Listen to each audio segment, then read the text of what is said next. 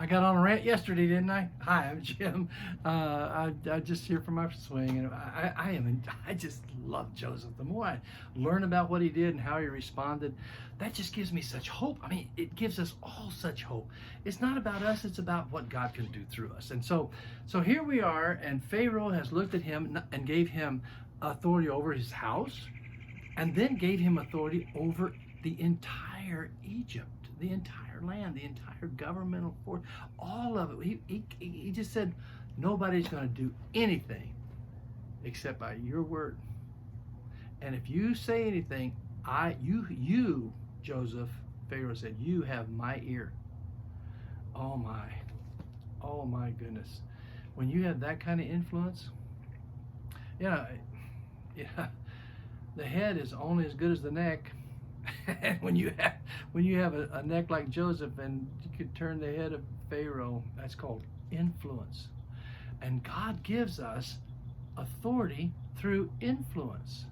A lot of people, they say, I just want the position of authority. I want to be able to do it.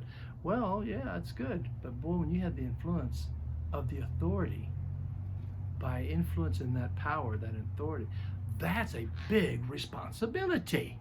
Now you can't do that. Joseph couldn't do that on his own. Do you think Joseph said, I couldn't do this on my own. I never have been able to do this. Somebody says, well, show me why you're so successful. And you look back and you say, I'm going to tell you a secret. It's a miracle. It's a miracle. I don't even understand it myself sometimes, how that you can prosper like that. So Joseph began to prosper, and Pharaoh began to give him so many things. In fact, he gave him his wife, and Asenath is her name, the daughter of Potiphar, the priest of On, and she gave him 2 sons. Now the sons she gave him was Manasseh, and the next son was Ephraim.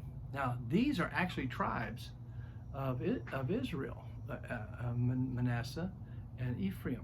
Okay, but Manasseh means, for God has made me forget. You can read this in chapter 41, verse 50.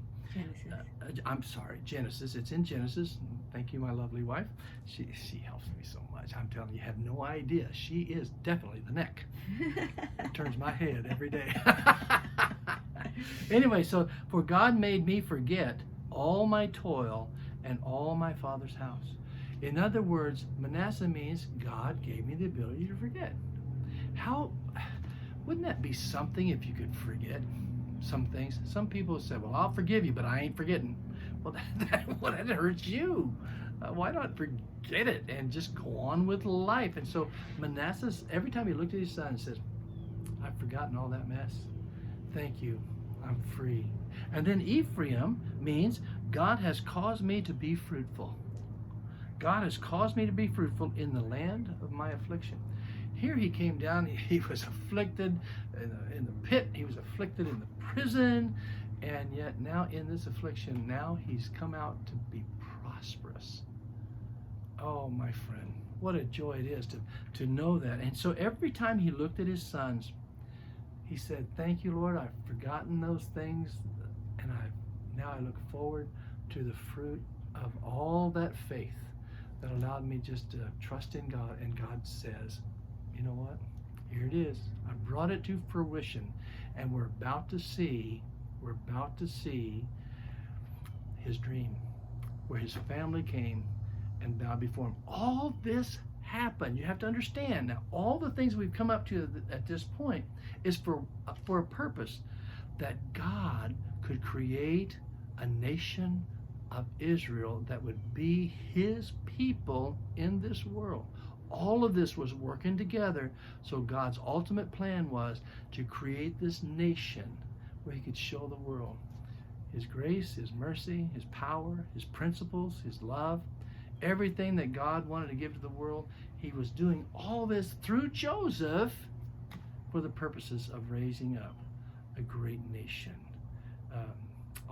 In that itself is an amazing thing. So it says in that, then the 7 years of plenty which were in the land finally ended. So here it is. They had 7 years of prosperity, and now it's come to an end, and the famine has begun. I just wonder what's going to happen through this famine. You stick with me, and you'll find out. See you tomorrow.